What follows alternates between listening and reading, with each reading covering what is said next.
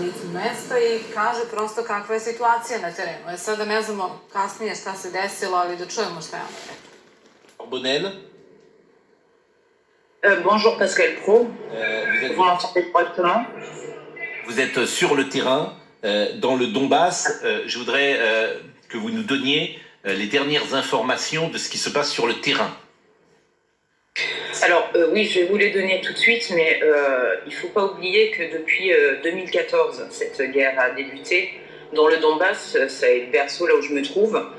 Les gens ici sont épuisés. Il y a eu beaucoup de morts, beaucoup de décès, beaucoup de massacres. L'aviation a pilonné le Donbass en 2014, l'aviation ukrainienne. Et aujourd'hui, le point est le suivant. Ça continue. Des villages comme Gorlovka, où j'étais hier et avant-hier, sont également visés par des tirs, des grades, etc.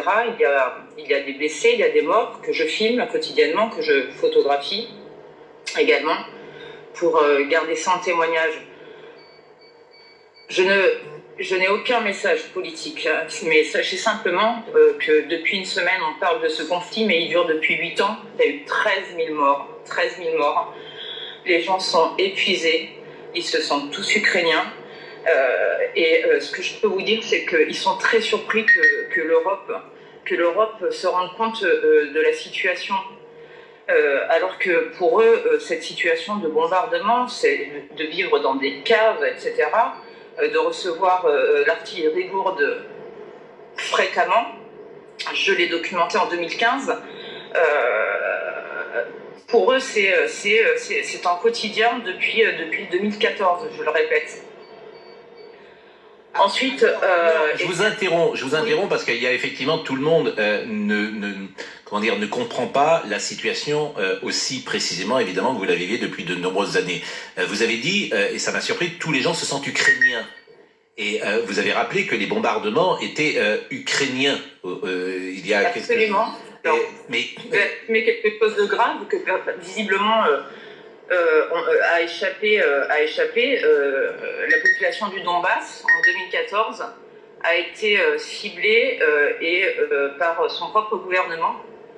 La population russophone a été bombardée par le gouvernement de Kiev. Oui, voilà. J'ai toutes les preuves, donc je pourrais vous les fournir en rentrant en France. J'ai les images. J'ai un film là-dessus. C'est incontestable. Mais aujourd'hui, les bombardements ou les exactions, elles sont russes ou elles sont ukrainiennes?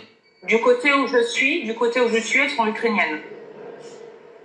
Les Russes sont au cœur du pays. Et côté Donbass, donc près de la ligne de front, à Lugansk, où je vais bientôt me rendre, c'est l'armée ukrainienne. Je suis désolée de choquer tout le monde, j'assume pas le discours et je ne prends pas parti.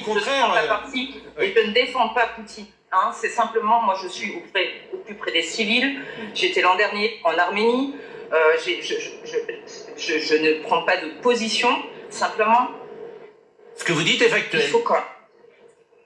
Ce que vous dites est factuel. Et ces populations aujourd'hui a bombardé sa population. Les enfants ont vécu 8 mois dans des caves. Le film que j'ai fait en 2015 est une preuve de toutes ces crimes de l'humanité. J'assume, je vous invite à le regarder. Hier, j'étais avant-hier dans une école. 2 institutrices ont été coupées en deux, le corps coupé en deux. Je rencontre j'ai mis des photos sur mon mur Facebook, des babouchkas, parce que les gens qui n'ont pas, les plus âgés, les retraités n'ont pas pu quitter la zone. Donc les civils sont touchés, soit par l'artillerie lourde, soit par des grades. Enfin bon, je suis pas une spécialiste de l'armement. En tout cas, je vous confirme qu'ici, dans la région du Donbass, côté russophone, encore aujourd'hui, ça bombarde. Hier, Donetsk a été touché. Et c'est évidemment le pouvoir central ukrainien, selon vous, qui déclenche ces bombardements. I evo